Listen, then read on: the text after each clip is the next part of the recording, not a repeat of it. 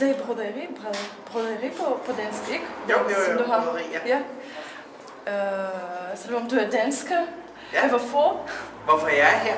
Jamen, det er jo fordi, jeg er gift med en ukrainer, og vi er her til at sørge for, at hun får stemt. Det er jo vigtigt. Her i Danmark der er det jo noget, vi tager for givet, og vi har jo fulgt gennem flere måneder, hvordan det er gået i Ukraine, og grædt sammen med jer og sådan nogle ting. Ikke? Så det er jo fantastisk, at der nu bliver stemt.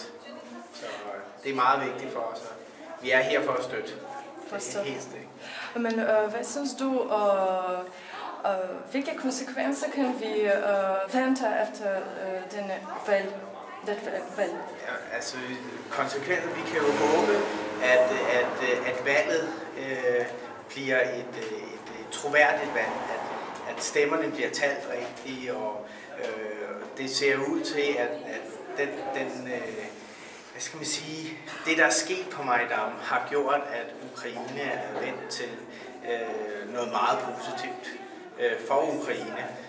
Jeg siger ikke for EU eller for Rusland eller noget som helst, men for Ukraine. Jeg føler, at det samlet Ukraine er meget vigtigt. Men hvilke forventninger har du fra ny præsident? Den nye præsident? Ja. Jeg håber virkelig, at den nye præsident, han eller hun tager og præsenterer Ukraine og fører Ukraine igennem den her krise og kommer ud på den anden side som et meget, meget stærkt land. Fordi Ukraine har alle mulighederne for at blive et fantastisk land. Fra hvilken del i Ukraine er din kone? Hun er fra Kiev, eller Jakarta. Ja.